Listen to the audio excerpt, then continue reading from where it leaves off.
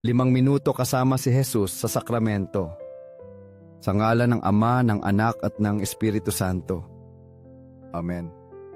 Panginoong Jesus, Ikaw ang bihag ng pag-ibig. Naririto sa katahimikan at kababaang loob. Naghihintay na mabuksan ang mga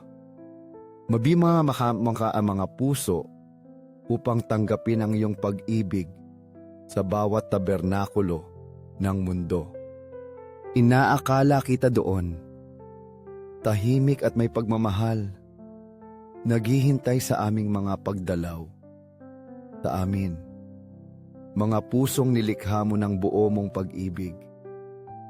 Ngunit alam ko rin na maraming dumaraan na hindi napapansin ang iyong presensya. Iniiwan ang iyong puso na nag-iisa at nakalimutan. Ngayon, nais kong huminto upang makasama ka. Ihandog sa iyo ang aking mapagpakumbabang pag-ibig. Aliwin ka at ibahagi sa iyong matamis na puso ang buo kong paggalang at debosyon. Panginoong Jesus sa tabernakulo, palakasin ang aking pananampalataya. Gawin mo akong makapagpahal at makapagpatawad tulad ng iyong pagmamahal. Patnubayan mo ang bawat isa sa aking mga hakbang sa makalupang landasing ito upang lagi akong mabuhay ayon sa iyong katotohanan at kabutihan.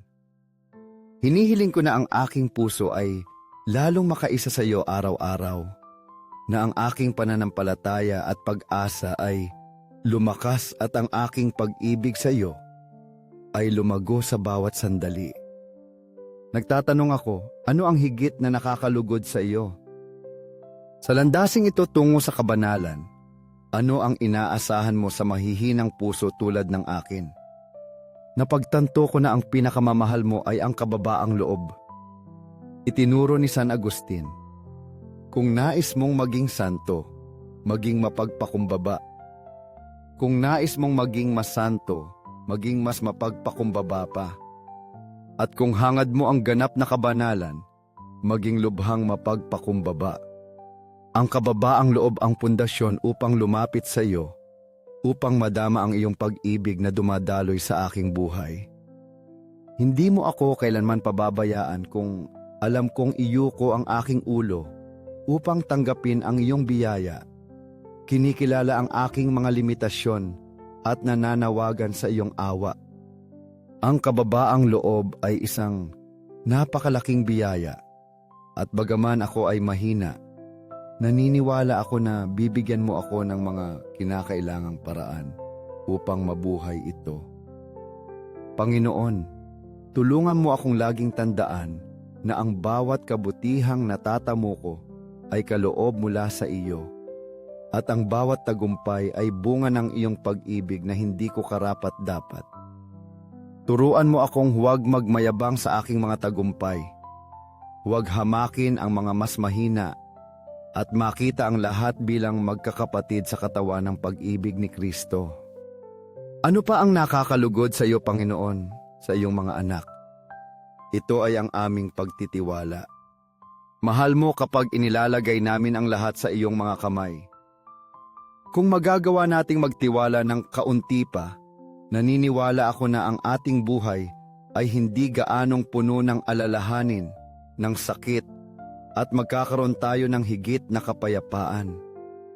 Ang pagtitiwala sa iyo ay nagbibigay sa akin ng lakas upang harapin ang bawat kahirapan at pagsubok. Alam ko na, bagaman humaharap ako sa maraming paghihirap, sa pamamagitan lamang ng pagtitiwala sa iyo, ang aking buhay ay malaya sa takot at pagkabalisa. Kinikilala ko na, sa paglalagak ng aking pag-asa sa iyo, maaari akong mabuhay sa kapayapaan at madama ang iyong presensya sa bawat hakbang ng aking landas.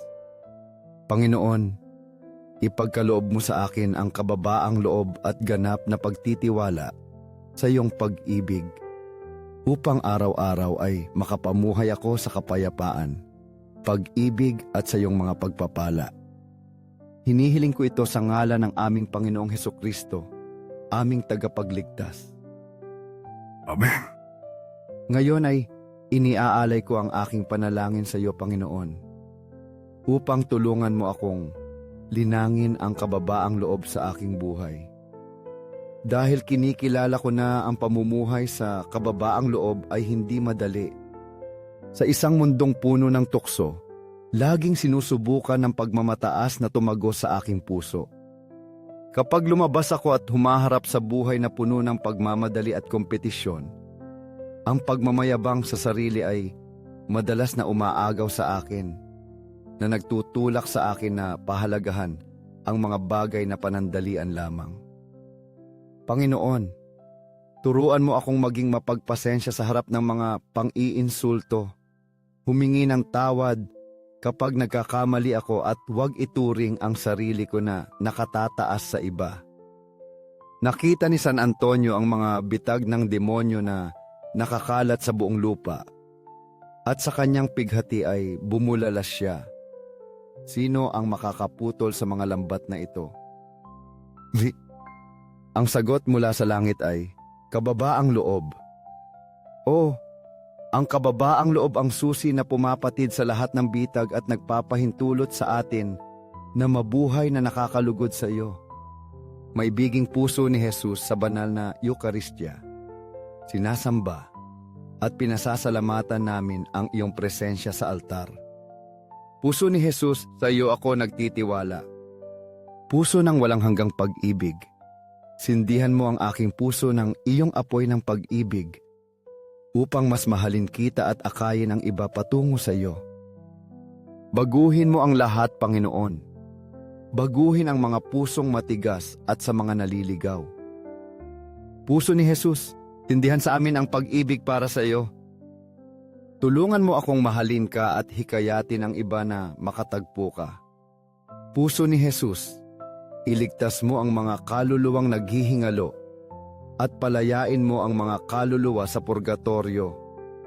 Hinihiling namin sa iyo, Panginoon, nabigyan mo kami ng higit na pananampalataya, pag-asa at pag-ibig sa kapwa, upang ang aming mga puso ay lumago araw-araw sa iyong pag-ibig at pagtitiwala.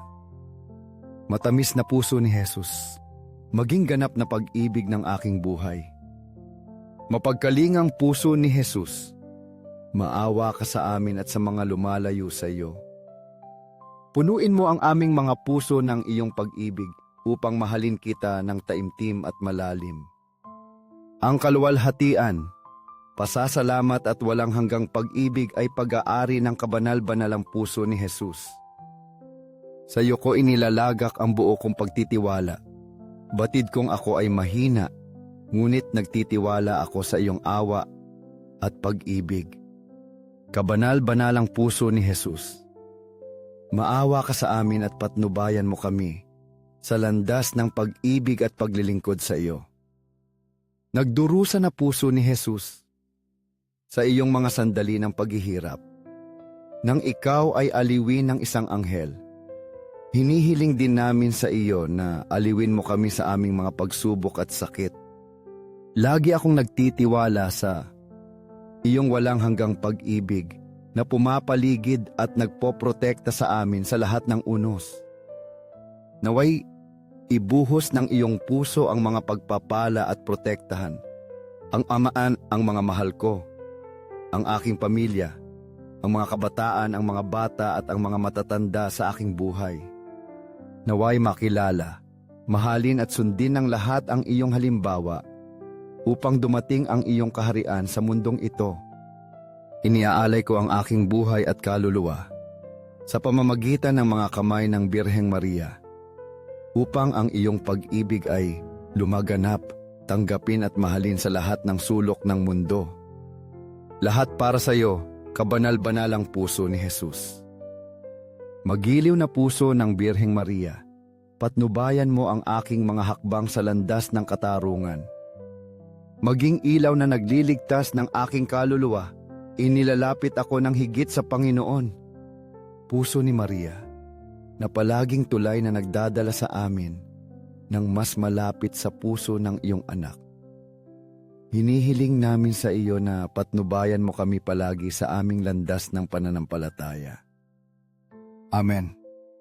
O kabanal-banalang sakramento ng Eukaristya, kung saan nananahan ang aming Panginoon sa altar, itinataas ko ang aking puso sa pananampalataya, pagsamba, pag-asa at pag-ibig sa iyo.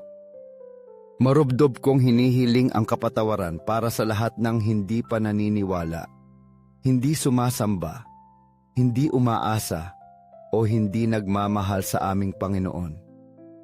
Nawa sa langit at sa lupa, ang maibiging puso ni Jesus sa kabanal-banalang sakramento ay papurihan magpakailanman, at naway lumiwanag ang kanyang kaluwalhatian magpakailanman.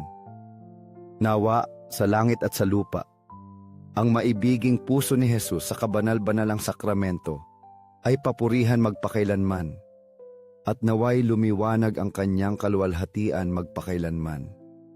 Nawa sa langit at sa lupa, ang maibiging puso ni Jesus sa kabanal-banalang sakramento ay papurihan magpakailanman, at naway lumiwanag ang kanyang kaluwalhatian magpakailanman. Amen.